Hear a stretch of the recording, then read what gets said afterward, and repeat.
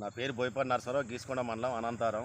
నేను గత 2 సంవత్సరాల నుంచి నానో యూరియా వాడుతున్నా. ప్రతి ఒక్క పైరు మీద వాడుతుంది. ఏంటంటే ఇది వరి పొలం మీద వాడితే ఏంటంటే ఈ వరి పొలం నానో యూరియా వాడిందో ఇట్లా గొలుసు కానీ ఇట్లా బాగున్న నీట్గా వాడని చేను ఏంటంటే ఇట్లుంటుంది.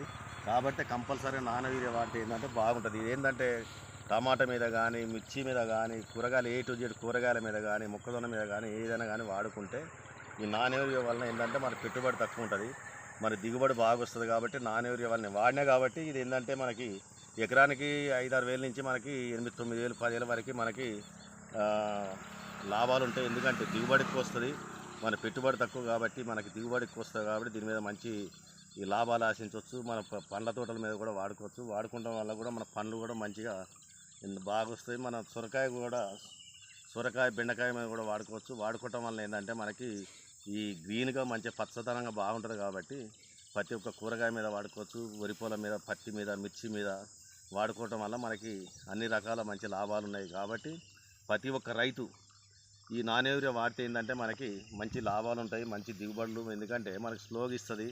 దీనివల్ల గడ్డి అనేది మనకు తక్కువ ఉంటుంది. మనం ఏంటంటే అడుగును బట్టి ఏంటంటే గడ్డి బాగా వస్తుంది, వారం రోజులే పనిచేస్తుంది. వారం 10 రోజులు. ఈ నానో యూరియా ఏంటంటే మనకి 20 రోజులు పనిచేస్తుంది. ఒకసారి స్ప్రేయింగ్ చేసుకుంటే కాబట్టి 1-2 సార్లు స్ప్రేయింగ్ చేసుకుంటే మటుకి చాలా మంచిగా ఉంటుంది. ప్రతి ఒక్క రైతు వాడితే ఏంటంటే వాళ్ళకి దీని ఉపయోగాలు అని తెలుస్తాయి. ఎందుకంటే మనకి నానో యూరియా వాడింది ఇలా ఉంటుంది. వాడింది ఏంటంటే ఈ సైజు ఉంటుంది, ఎత్తు పెరగదు, తక్కువ ఉంటుంది, గొలుసు కూడా అంత నాణ్యంగా లేదు. ఇది గొలుసు కూడా చూడండి ఎంత బాగున్నా చూడండి. కాబట్టి ప్రతి ఒక్క రైతు ఇది వాడాలి.